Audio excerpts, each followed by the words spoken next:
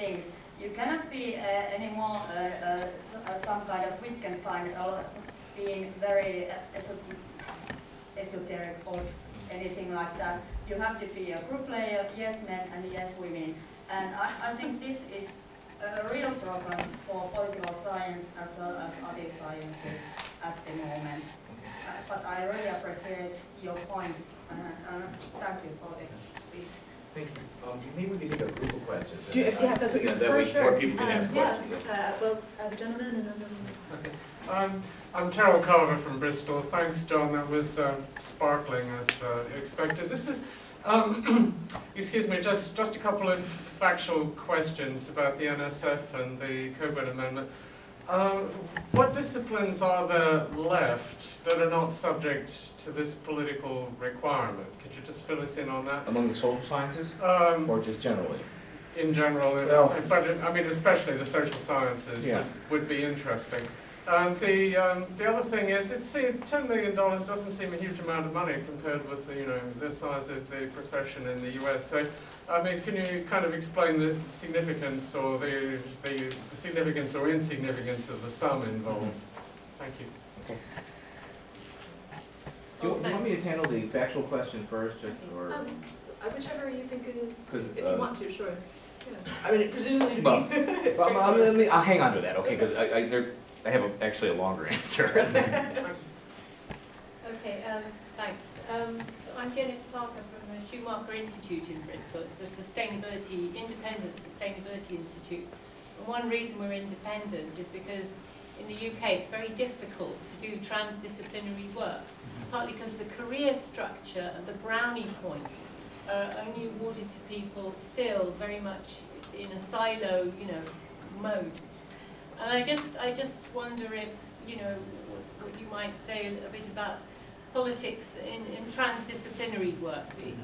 So there seems to be opportunities opening up for more active engagement on governance, on a whole massive range of things. And I think environmental governance is going to be a really big growth area. So I just wanted to ask you about that.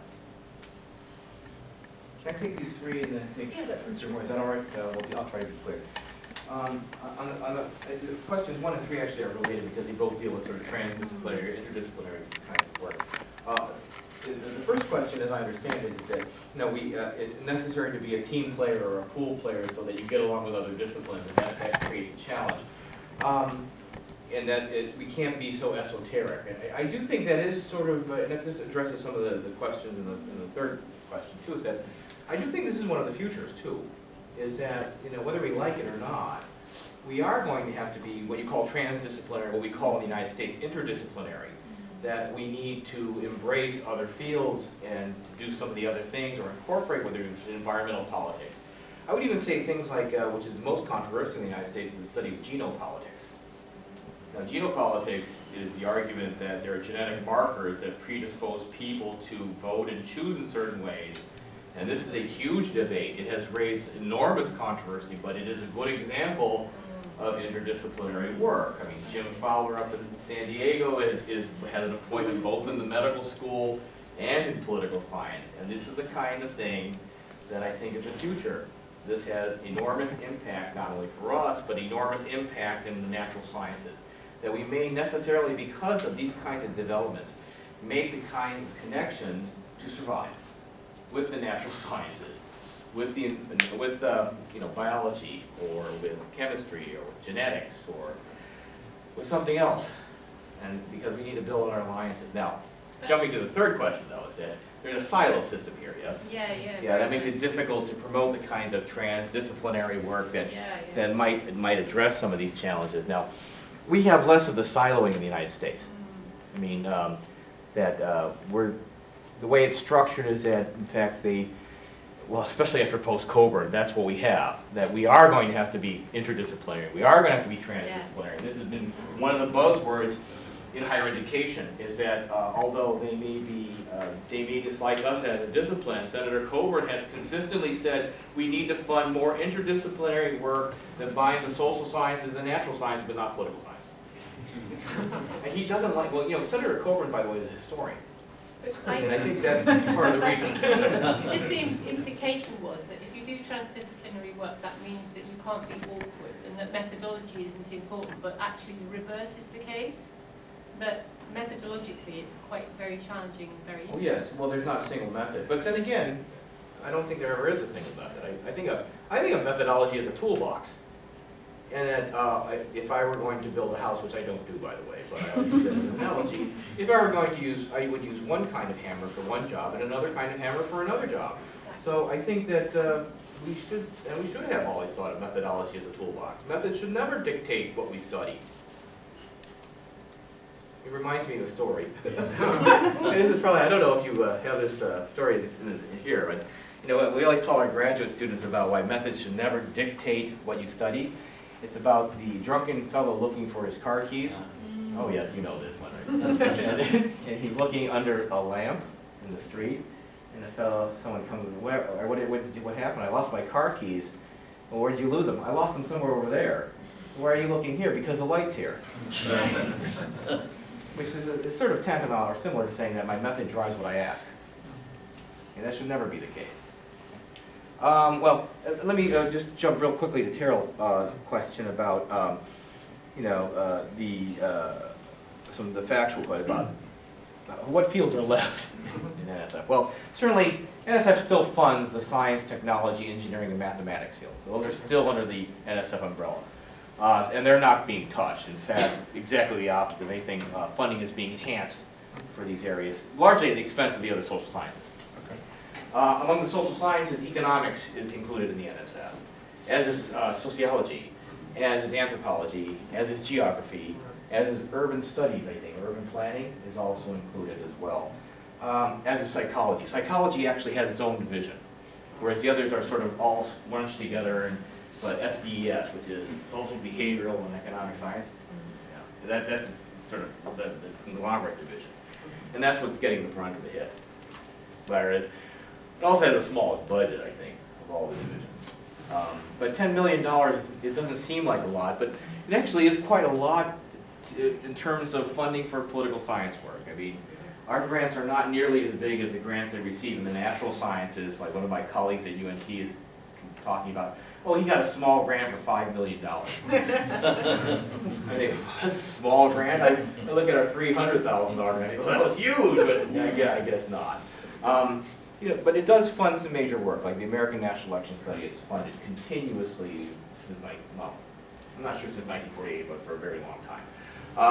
And most of our grants that we get that compile data sets, for example, one of my colleagues at North Texas is working on a version of the militarized interstate dispute data, and he has a grant from the NSF. And so a long-standing project, it was only funded for about $500,000, but it's going to have an enormous impact on the field. So most of our we come cheap. In fact, one of the arguments I heard one of my colleagues say at the PSA is that we should say, why are you cutting us? We're cheap. That's the whole reason why they're cutting us, because we're cheap, we're vulnerable, and we're weak. And they always go after the weak links, and we were the weakest of all. They always go after the weak, the easy task. So is there any question I didn't answer?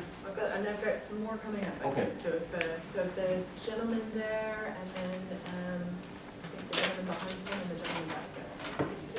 Yeah, Sean Swan, Gonzaga University.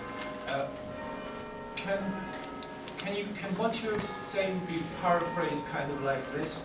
That we need more Fukuyama, Huntington type work that's actually A, saying something, and B, is comprehensible to a more general readership. Not necessarily something that's going to fit as conveniently with US foreign policy as Huntington or Fukuyama, but is that sort of what you're saying? Is that a fair... Well, in a way. I mean, I think I'm not a great fan of either content. No, but what they're saying, they're saying something. Yeah, I think the message is being said. Yeah, I think one of the reasons why Sam Huntington and Francis together have had such an impact is because they say the things that make sense. Now, their arguments may be misdirected, Sure, they may be wrong, but at least you how can they debate say that it. because they are actually saying something. Right, and they're also widely cited too. I mean, it may not be perfect, but people read it. And I think that, I think we should be rigorous. I think it's important to be careful in our analysis But we need to start saying something that challenges people to think. And whether you like Fukuyama or if you like Huntington's work, it has done that. Yep. So yeah, in that sense. Yeah. Sorry, I should have taken a couple other questions. Gentleman behind him. John, I have a question. You know, I'm from India, and we know about Britain since last 500 years, about Britain, but we don't have a single expert in British politics in India, right? And I'm not too sure about it. Like, if an Indian student applies to British University for a fellowship to do a PhD in British politics, what sort of possibilities are there? Right? How do they take the call? But when I look at American grad schools, it's very unlikely that, you know, there is this kind of a perception that if you're from India, you specialize in India. Sure. And like, you have to know some South Asianists in the department. If there is no South Asians in the department, not in the funding team, so obviously it's very unlikely you're going to get into it. And that applies to Africanists, that applies to Middle Easterns, that applies to Central Europeans and kinds of stuff. So I was wondering, don't you think there is a need to change and look at it in the sense that one should focus on the fact that whether the student, because in any case in US schools you have to spend 2-3 years to do the coursework, and you know, you're not unlike British universities where you can get in for a semester with a proposal in your mind. So don't you think there is a need for kind of changing this particular attitude in a big way, so that we could have genuine experts in different parts of the world about different countries?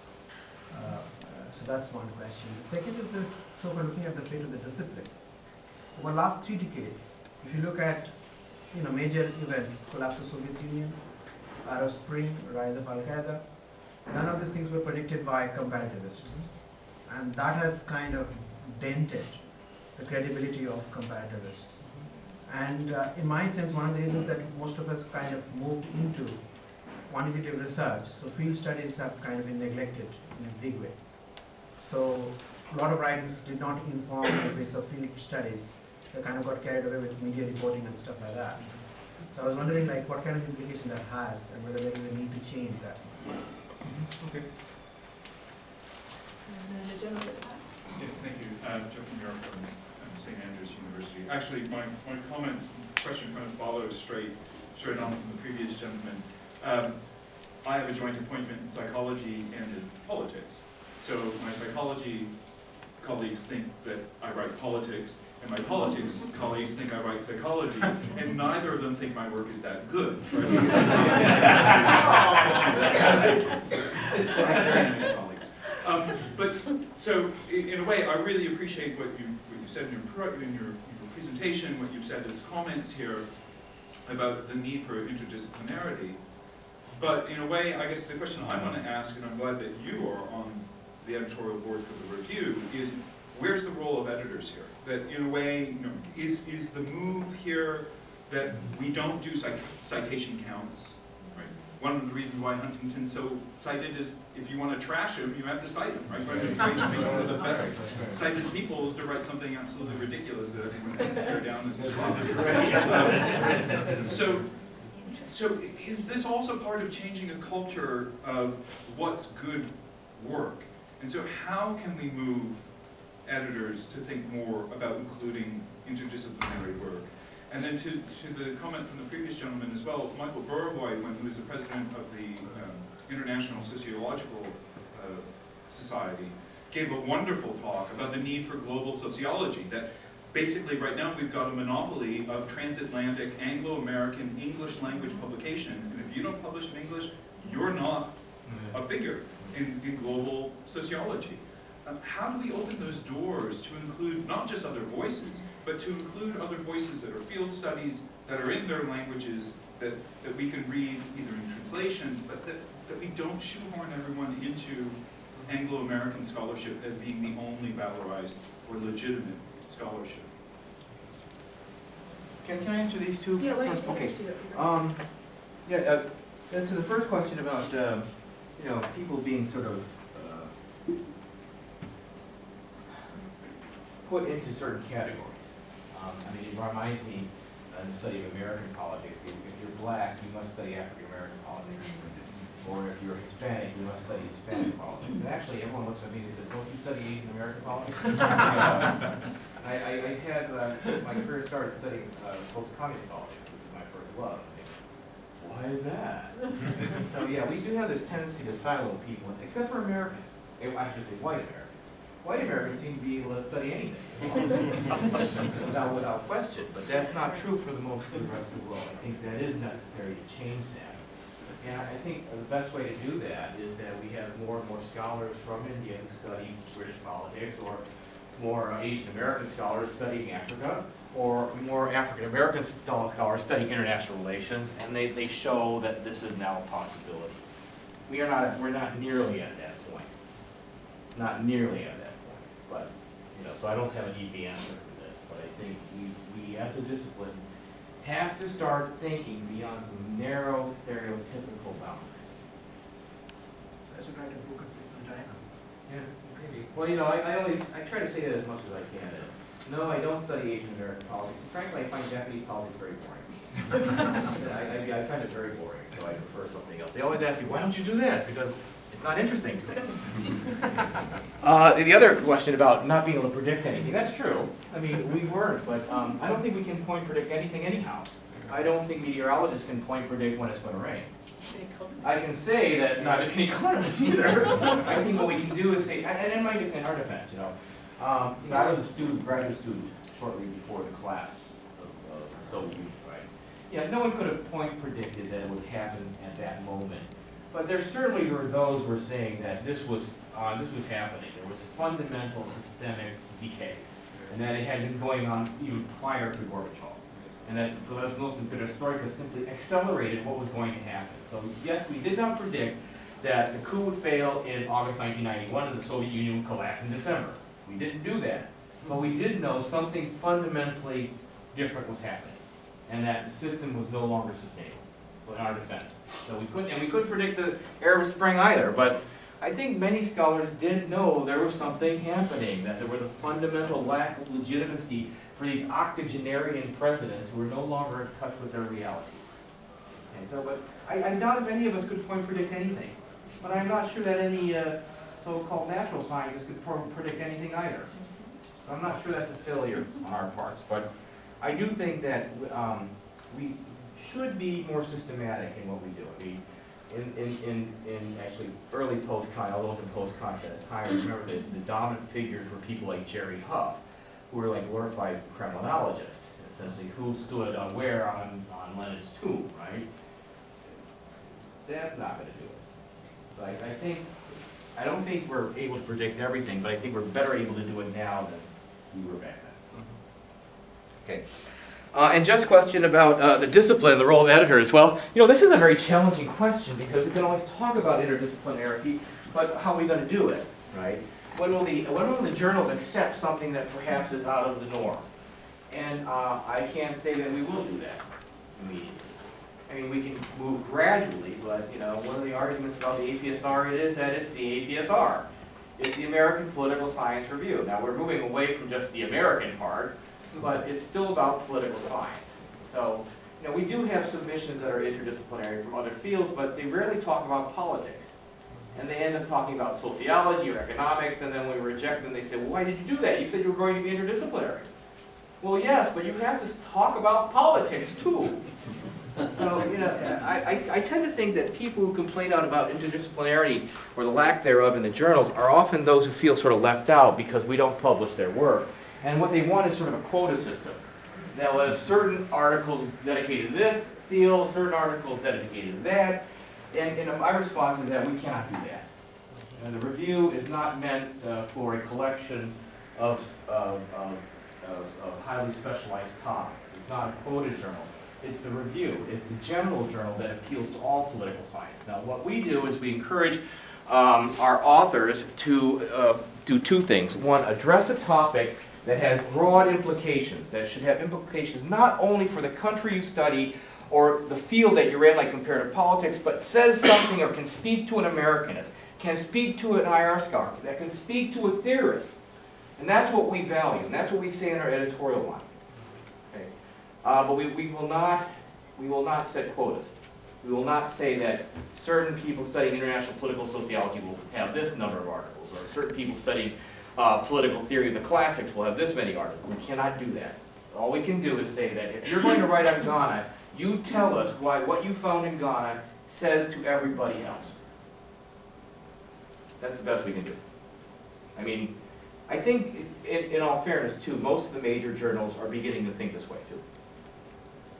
And by the way, if you haven't thought about submitting, you should. I mean, you'll never. I mean, I hear a lot of people saying, "Well, I don't submit here or there because they'll never review my piece, or they won't consider it, or it'll never get published." Well, that may be true because we do reject about 96% of the manuscripts that are submitted. However, you'll never know unless you try. It's sort of like playing the lottery. I think we have time for 2 more questions. I had a bunch of hands up in this, well, okay, I see you, and did you? Oh, so why don't you first? Yeah, Simon Lightfoot from University of Leeds. I like the point about the teaching and the civic engagement, but that also means that we're going to have to change as a profession and actually reward that in tenure and promotions and things like that. And is that something that you're seeing in the States? Okay. That's being recognised? Yeah. Well, the answer is yes and no, but we'll... Yeah, I wanted to ask, I mean, you're obviously saying that there should be a considerable shift in the kinds of articles that we're submitting and the kinds of way we're approaching the subject. What worries me, and I think it's more in a British context than an American, is the peer review system, because I think the peer review system may inhibit or even squeeze out people who are thinking outside the box, that the reviewers will tend to defend the existing orthodoxy, and the sort of thing you want to happen therefore won't happen. Am I right? Well, I mean, yes. Anyway, actually, we our editorial team often talks about this because it's an issue that keeps coming up. But let me first take this one and then I'll get coming. This is a longer answer. On the peer review, on the rewarding tenure and promotion based upon perhaps engaging the scholarship of civic engagement or teaching learning, and I'm sure that's here too, there is certainly a preference for research, and often you hear senior faculty saying, well, scholarship of teaching learning, really that's teaching, so it doesn't really count as a research article now. Partially it was true because there were no outlets for it.